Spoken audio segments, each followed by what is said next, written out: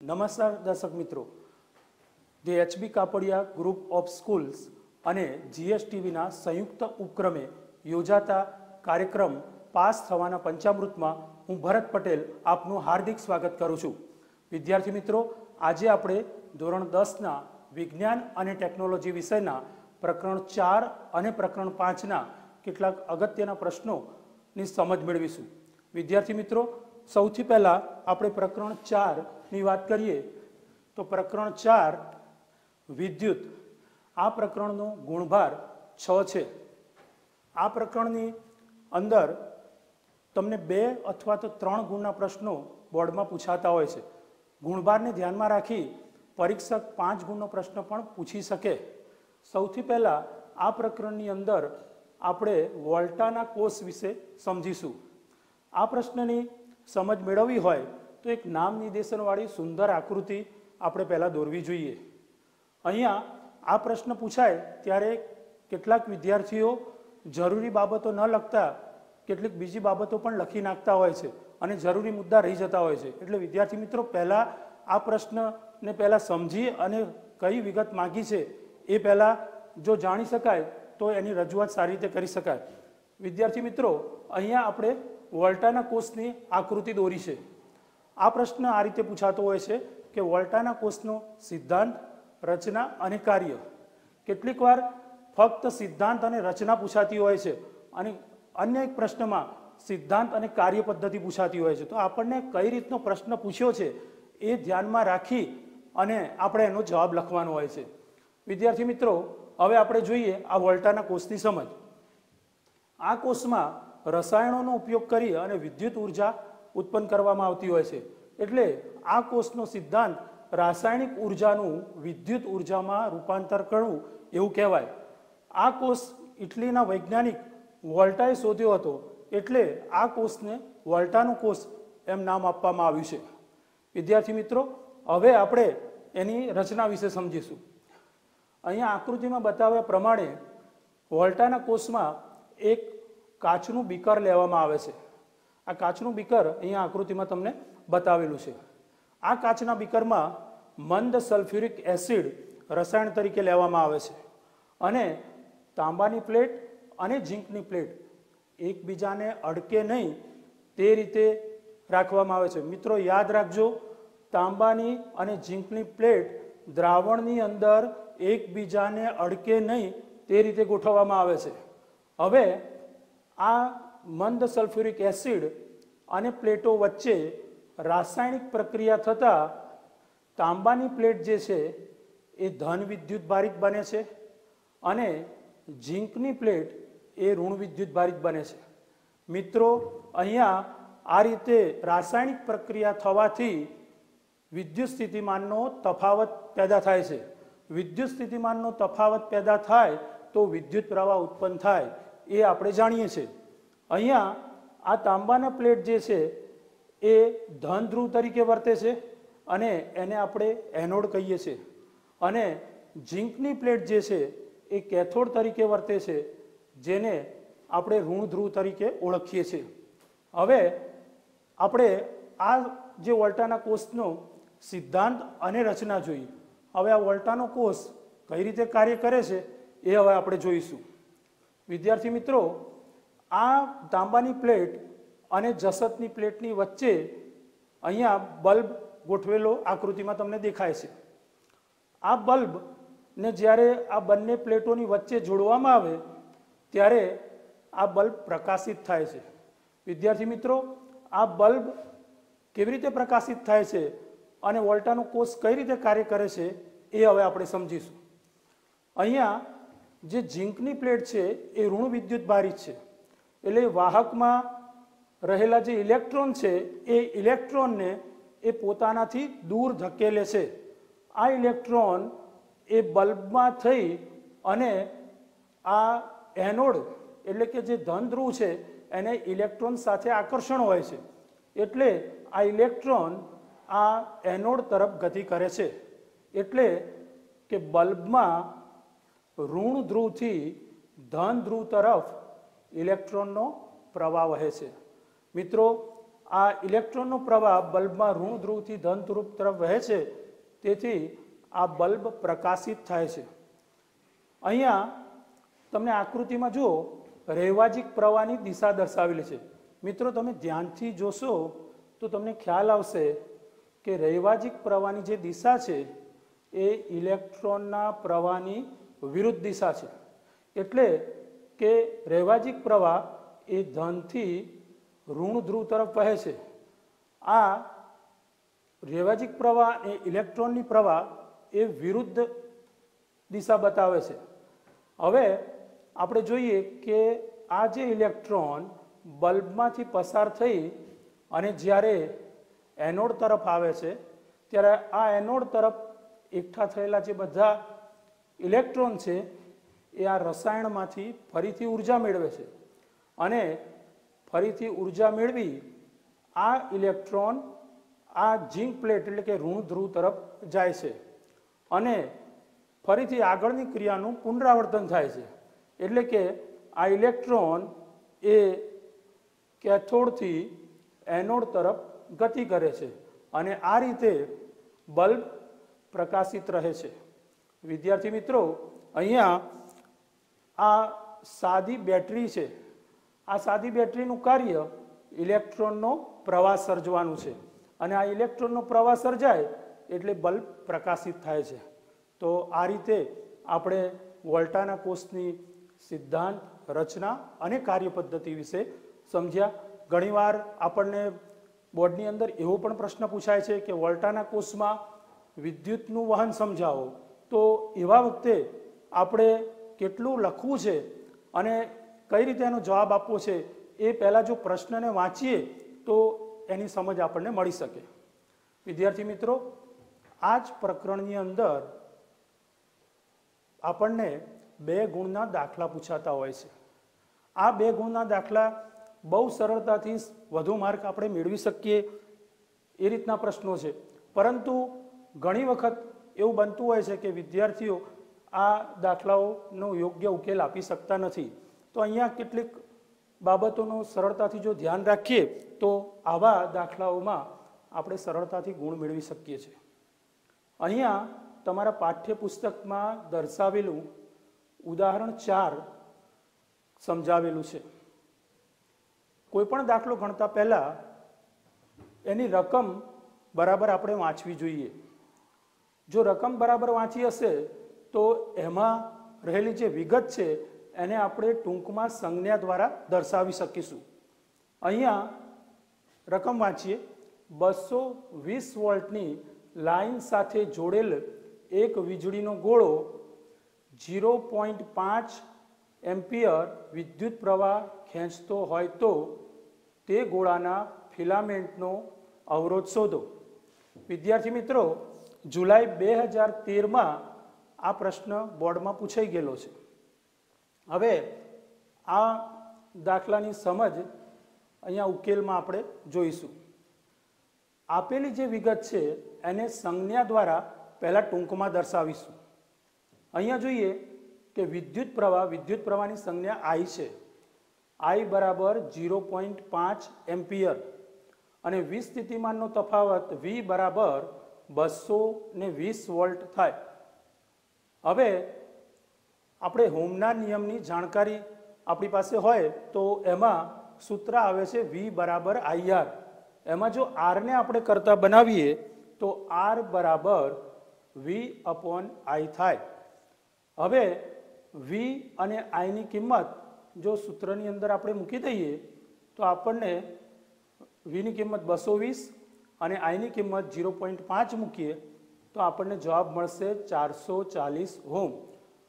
આ રીતે આપણે આ દાખલાને બહુ સરળતાથી ગણી શકીએ છીએ. વિદ્યાર્થી મિત્રો, આવા જ એક બીજા ઉદાહરણની આપણે વાત કરીએ. તમારા પાઠ્યપુસ્તકમાં ઉદાહરણ 12 અહીંયા દર્શાવેલ છે.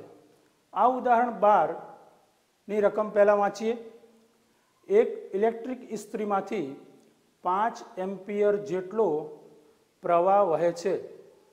જો ઇસ્ત્રીનો અવરોધ 44 ઓહ્મ હોય તો 5 મિનિટ દરમિયાન કેટલી ઉર્જા વપરાઈ હશે?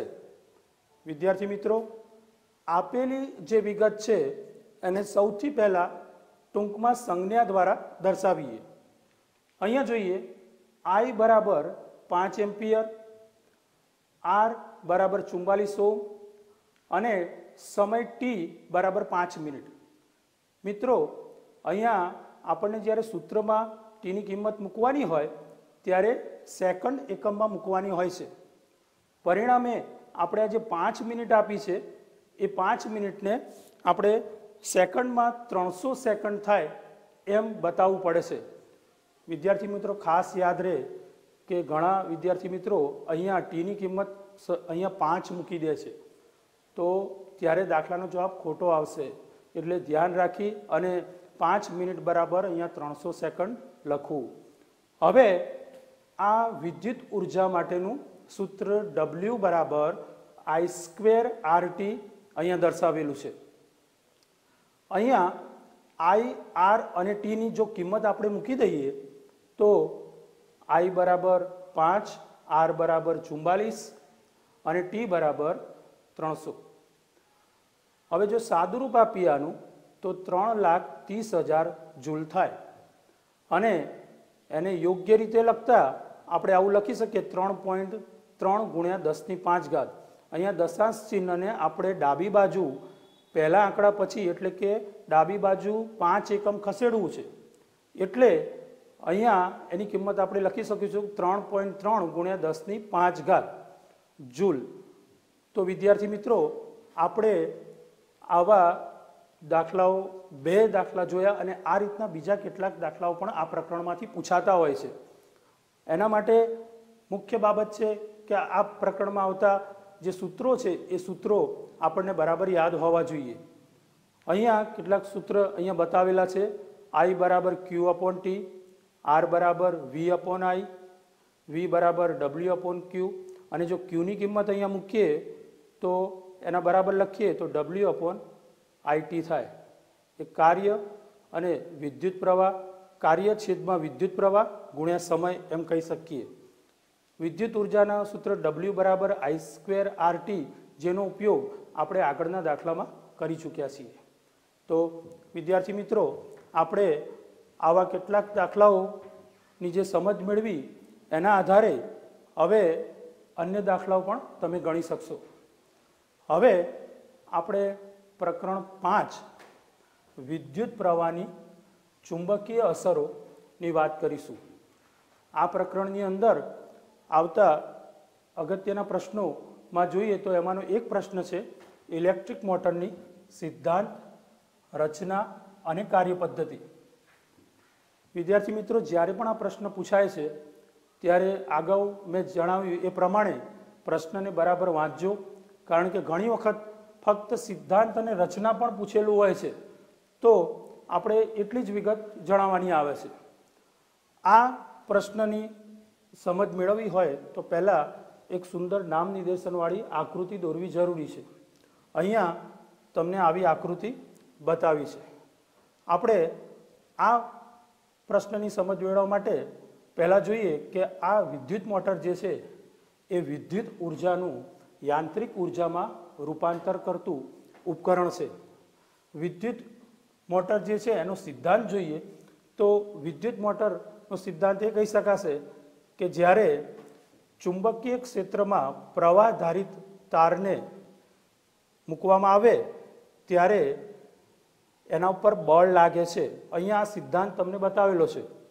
ઇલેક્ટ્રિક મોટર એ વિદ્યુત ઉર્જાનું યાંત્રિક ઉર્જામાં રૂપાંતર કરતું ઉપકરણ છે અને વિદ્યુત પ્રવાહધારિત તારને જ્યારે ચુંબકીય ક્ષેત્રમાં મૂકવામાં આવે ત્યારે તેના ઉપર બળ લાગે છે. હવે આની રચના આપણે જોઈશું. અહીંયા આગળ બતાવ્યા પ્રમાણે જ્યારે વિદ્યુત પ્રવાહધારિત તારની વાત આવે ત્યારે અહીંયા તમને આ તારમાંથી બનાવેલું લૂપ બતાવેલું છે. આ અલગ કરેલા વાહક તાર, તાંબાના તારનું લૂપ ABCD તમને આકૃતિમાં બતાવ્યું છે, જે ચુંબકીય ક્ષેત્રની વચ્ચે મૂકેલું છે. હવે આ તાર AB અને CD એને એવી રીતે ગોઠવવામાં આવે છે કે જેથી તે ચુંબકીય ક્ષેત્રને લંબ રહે છે। યાદ રાખો મિત્રો, ફરીથી એકવાર, આ તાર AB અને તાર CD ને એવી રીતે ગોઠવવામાં આવે છે કે જેથી તે ચુંબકીય ક્ષેત્રને લંબ રહે છે। હવે આ જે તાર AB છે એ તાર AB ને છેડાને અર્ધવર્તુળાકાર રિંગ P સાથે જોડવામાં આવે છે અને તાર CD ને અર્ધવર્તુળાકાર રિંગ Q સાથે જોડવામાં આવે છે। આ બંને અર્ધવર્તુળાકાર રિંગોને એક જ એક્સલ ઉપર ગોઠવવામાં આવે છે જેથી આ બંને રિંગો સરળતાથી ફરી શકે। હવે અહીંયા આ અર્ધવર્તુળાકાર રિંગોની બહારનો જે ભાગ છે એને બે બ્રશ અહીંયા બતાવ્યા છે, X અને Y। તો અર્ધવર્તુળાકાર રિંગ P નો બહારનો ભાગ બ્રશ X સાથે અને અર્ધવર્તુળાકાર રિંગ Q નો બહારનો ભાગ બ્રશ Y સાથે જોડવામાં આવે છે અને અહીંયા આ જે X અને Y બ્રશ છે એ બંને બ્રશની વચ્ચે અહીંયા બેટરીને જોડવામાં આવે છે। તો વિદ્યાર્થી મિત્રો, આ ઇલેક્ટ્રિક મોટરની આપણે રચના જોઈ। હવે આ ઇલેક્ટ્રિક મોટર કઈ રીતે કાર્ય કરે છે એ આપણે જોઈએ। અહીંયા જ્યારે ચુંબકીય ક્ષેત્રની વચ્ચે આ લૂપને મૂકી અને આપણે જ્યારે બેટરી ચાલુ કરીએ છીએ ત્યારે અહીંયા વિદ્યુત પ્રવાહનું વહન ધન ધ્રુવથી ઋણ ધ્રુવ તરફ થાય છે। અહીંયા લૂપની અંદર વિદ્યુત પ્રવાહનું વહન ABCD માર્ગે થાય છે। આપણે જોઈએ તો BC અને DA એ બેમાંથી વહન પામતા વિદ્યુત પ્રવાહની દિશા એ ચુંબકીય ક્ષેત્રની દિશામાં છે। જો અહીંયા મિત્રો જોઈ શકો છો તમે, એટલે આ BC અને DA તાર ઉપર કોઈ પણ પ્રકારનું બળ લાગતું નથી, પરંતુ અહીંયા AB તાર અને ચુંબકીય ક્ષેત્ર વચ્ચેની દિશા જોશો તો તમને આ બંનેની દિશા પરસ્પર લંબ દેખાશે। એ જ રીતે CD તારમાંથી વહેતા વિદ્યુત પ્રવાહની દિશા અને ચુંબકીય ક્ષેત્રની દિશા જુઓ તો એ પણ લંબ દેખાશે। એટલે આ બંને તારોમાંથી વહેતો જે વિદ્યુત પ્રવાહ છે એ ચુંબકીય ક્ષેત્રને લંબ હોવાથી તેના ઉપર બળ લાગે છે। હવે આ બળની દિશા, આ ચુંબકીય બળની દિશા જાણવી હોય તો એ ફ્લેમિંગના ડાબા હાથના નિયમથી જાણી શકાય છે। વિદ્યાર્થી મિત્રો, ફ્લેમિંગના ડાબા હાથના નિયમને આપણે સમજીએ। અહીંયા ફ્લેમિંગના ડાબા હાથના નિયમને સમજવા માટે મારા ડાબા હાથની પહેલી આંગળી, બીજી આંગળી અને અંગૂઠાને મેં પરસ્પર લંબ રહે તે રીતે ગોઠવેલા છે। હવે હું પહેલી આંગળીને ચુંબકીય ક્ષેત્રની દિશામાં રાખું અને આ જે બીજી આંગળી છે એ બીજી આંગળી એ વિદ્યુત પ્રવાહની દિશામાં રાખું તો અંગૂઠો મને ચુંબકીય બળની દિશા સૂચવે છે। ફરીથી એકવાર, પહેલી આંગળીને ચુંબકીય ક્ષેત્રની દિશામાં રાખું, બીજી આંગળીને વિદ્યુત પ્રવાહની દિશામાં રાખું તો અંગૂઠો મને ચુંબકીય બળની દિશા સૂચવે છે। વિદ્યાર્થી મિત્રો, હવે હું અમારા ડાબા હાથને આકૃતિની નીચે લાવું છું તો તમે જોશો કે આ ચુંબકીય ક્ષેત્રને દિશામાં હું પહેલી આંગળીને જો રાખી દઉં તો વિદ્યુત પ્રવાહની દિશા, CD તારમાંથી વહેતા વિદ્યુત પ્રવાહની દિશા તમને જોવા મળશે। તો અંગૂઠો જે છે તમે ધ્યાનથી જુઓ કે અહીંયા ચુંબકીય ક્ષેત્રની દિશામાં પહેલી આંગળી રાખી, CD ની દિશામાં બીજી આંગળી રાખી તો અંગૂઠો મને ઉપરની તરફ મળે છે। આ રીતે પણ એને સમજી શકશો તમે। જો ચુંબકીય ક્ષેત્રની દિશામાં પહેલી આંગળી, વિદ્યુત પ્રવાહ બીજી આંગળી તરફ, તો અંગૂઠાની દિશા મને ઉપરની તરફ મળે છે। વિદ્યાર્થી મિત્રો, અહીંયા તમે જુઓ કે CD તાર જે છે એના ઉપર ઉપરની દિશામાં બળ લાગે છે। તો આ રીતે આ સીડી તાર જે છે ઉપરની દિશામાં બળ લાગશે અને અહીંયા AB તાર છે એમાં સીડી તાર કરતાં વિરુદ્ધ દિશામાં પ્રવાહ વહે છે, પરિણામે એમાં નીચેની તરફ બળ લાગશે. આના કારણે ગૂંચળું છે એટલે આ લૂપ છે એ લૂપ વિષમ ગળી દિશામાં અડધું ભ્રમણ પૂરું કરશે. હવે વિષમ ગળી દિશામાં અડધું ભ્રમણ પૂરું કરે એટલે આ લૂપ જે છે એમાં જે તાર આ બાજુનો જે તાર છે એ તાર સાથે જોડાયેલી જે અર્ધવર્તુળાકાર રિંગ છે એ અર્ધવર્તુળાકાર રિંગ X ની સાથે હવે Q જોડાશે અને અર્ધવર્તુળાકાર રિંગ Y સાથે P જોડાશે. પરિણામે બંને AB અને CD તારમાં વહેતા વિદ્યુત પ્રવાહની દિશા બદલાશે અને વિદ્યુત પ્રવાહની દિશા બદલાય એટલે ચુંબકીય બળની દિશા પણ બદલાય છે. એટલે મિત્રો બાકીનું અડધું ભ્રમણ પણ એ જ દિશામાં પૂરું થાય છે. અહીંયા અડધા ભ્રમણ દરમિયાન વિદ્યુત પ્રવાહની દિશા બદલાતી હોવાથી બંનેમાં લાગતા જે ચુંબકીય બળ છે એ બંને ચુંબકીય બળની દિશા પણ બદલાય છે. પરિણામે જે લૂપ છે એ લૂપ આ ચુંબકીય ક્ષેત્રમાં ભ્રમણ કરે છે. તો આ રીતે આપણે વિદ્યુત મોટરનો સિદ્ધાંત, રચના અને કાર્યપદ્ધતિ જોઈ. વિદ્યાર્થી મિત્રો, આ જ રીતે ઇલેક્ટ્રિક જનરેટરની જો આપણે વાત કરીએ તો ઇલેક્ટ્રિક જનરેટરનો સિદ્ધાંત આનાથી બિલકુલ ઉલટો સિદ્ધાંત છે. આ ઇલેક્ટ્રિક જનરેટરનો સિદ્ધાંત જોઈએ તો આપણે વિદ્યુત ચુંબકીય પ્રેરણના સિદ્ધાંત ઉપર એ ઇલેક્ટ્રિક જનરેટર કાર્ય કરે છે.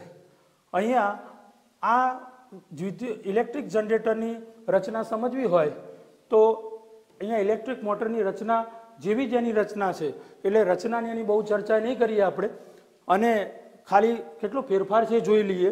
તો અહીંયા તમે જોશો કે બ્રશ X અને Y છે એની વચ્ચે બેટરી જોડેલી છે, એની જગ્યાએ અહીંયા બ્રશ X અને Y ની વચ્ચે ગેલ્વેનોમીટર જોડેલું છે. હવે આ જે લૂપ છે એ લૂપને આપણે ચુંબકીય ક્ષેત્રમાં ભ્રમણ કરાવીએ છીએ.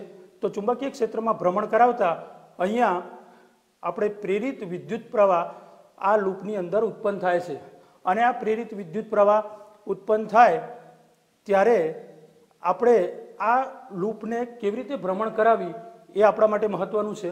તો યાંત્રિક ઉર્જાનો ઉપયોગ કરી આપણે આ લૂપને ચુંબકીય ક્ષેત્રમાં ભ્રમણ કરાવીએ છીએ. દર અડધા ભ્રમણે અહીંયા આમાં જેવી રીતે દર્શાવ્યું હતું આપણે એ જ રીતે બ્રશ X અને બ્રશ Y જે છે એ જુદી જુદી અર્ધવર્તુળાકાર રીંગો સાથે જોડાશે. પરિણામે અહીંયા આપણને સમગળી દિશામાં લૂપમાં વિદ્યુત પ્રવાહ મળશે અને આ વિદ્યુત પ્રવાહ આપણે આ રીતે ઉત્પન્ન કરી શકીએ છીએ. તો વિદ્યાર્થી મિત્રો, આપણે આજે ઇલેક્ટ્રિક મોટર અને ઇલેક્ટ્રિક જનરેટર જે પ્રકરણ 5ના બે બહુ અગત્યના પ્રશ્નો હતા એની સમજ મેળવી. આ ચેપ્ટરની અંદરથી ઘણીવાર બોર્ડની અંદર આ બંને જે પ્રશ્નો છે એનો તફાવત પણ પૂછાય છે કે ઇલેક્ટ્રિક મોટર અને ઇલેક્ટ્રિક જનરેટર વચ્ચેનો તફાવત જણાવો. તો વિદ્યાર્થી મિત્રો, તમે એનો સિદ્ધાંતનો તફાવત જોયો, એની રચનામાં જે બેટરીના સ્થાને ગેલ્વેનોમીટરની રચના જોડેલી છે, આ સિવાય પણ એના ઉપયોગોની બાબતને પણ ધ્યાનમાં રાખી અને આપણે એની ચર્ચા કરી શકીએ છીએ. તો આ રીતે આપણે આજે પ્રકરણ 4 અને 5ના કેટલાક અગત્યના પ્રશ્નોની ચર્ચા કરી. વિદ્યાર્થી મિત્રો, હજી આવનાર એપિસોડમાં બીજા કેટલાક અગત્યના ટોપિકની